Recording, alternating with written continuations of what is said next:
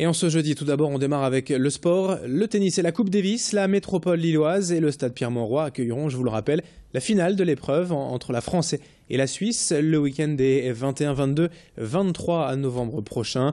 Les modalités de billetterie ont enfin été dévoilées hier. La jauge de l'Arena en mode tennis a été fixée à 27 000 personnes par jour, soit un peu plus de 80 000 places mises en vente durant l'événement.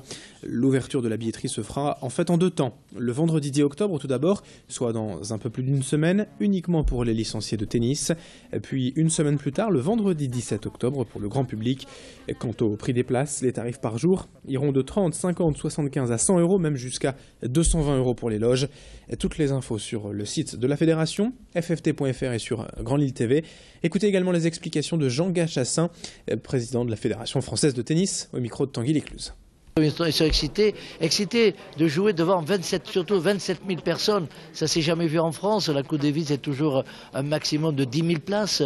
La dernière finale c'était sur 10 000 places. Et là 27 000, ils sont excités. Ils sentent qu'il y a un engouement extraordinaire, ce qui sera le cas. Et je crois qu'ils sont heureux. Moi je suis le président comblé. 27 000 personnes, fête populaire, on va gagner la Coupe Davis. Que demander de plus ? Autre image à la une de cette édition en ce jeudi, l'inauguration hier de la maison du cancer d'HPM, hôpital privé métropole. À l'occasion d'Octobre Rose, ce mois de sensibilisation contre le cancer du sein, le groupe HPM a voulu créer un véritable lieu d'écoute, d'échange, de soutien et d'information dédié aux patients et à leurs proches. Des permanences médicales et paramédicales sont prévues afin d'accompagner au mieux les personnes. Des groupes de parole aussi avec les témoignages d'hommes et de femmes guéris.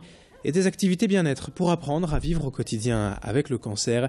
Présentation détaillée de ces activités avec un oncologue d'HPM au micro hier d'Adélaïde Bollard. Le but, c'est d'avoir effectivement une activité, un accueil permanent au sein de cette maison, avec un planning d'activités programmé pour plusieurs semaines. Les activités sont assez diverses. Elles vont, par exemple, de l'activité physique adaptée aux soins de socio-esthétique. Donc, la chimiothérapie a des séquelles physiques, et donc on aide les patients à faire face.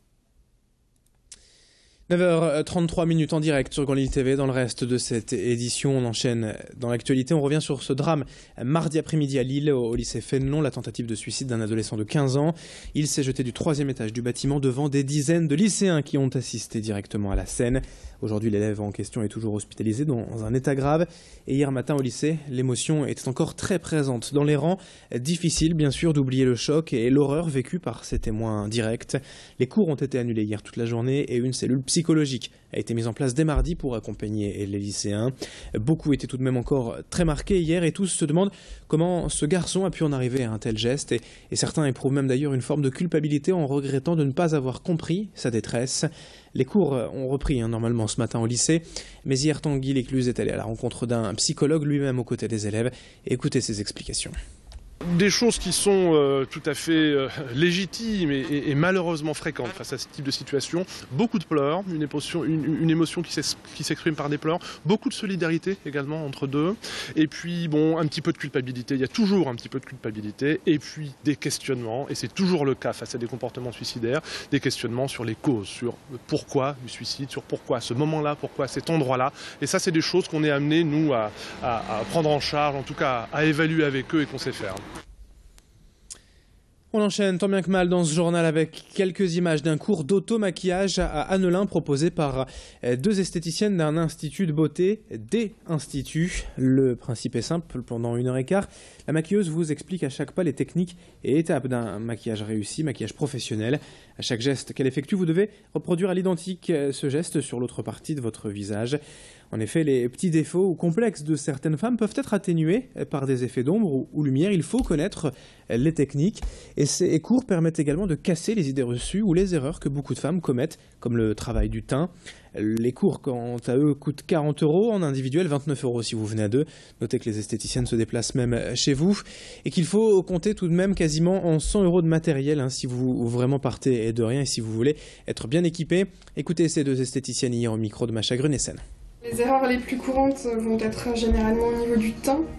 Donc les personnes ont tendance à vouloir se donner bonne mine et donc à s'appliquer sur le visage des fonds de teint qui sont trop trop pigmenté et trop orangé en fait. Alors que c'est pas le principe du fond de teint est d'unifier la peau et c'est le blush qui vous donnera bonne mine. Donc voilà, et après en termes de couleurs, les gens associent pas forcément les bonnes couleurs, associent leur fard à paupières avec la couleur de leur pull alors que c'est tout simplement démodé et qu'on fait plus ça maintenant.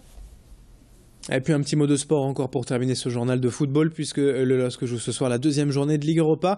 Les Dogs jouent à l'extérieur en Allemagne contre le FC Wolfsburg ce soir à 19h.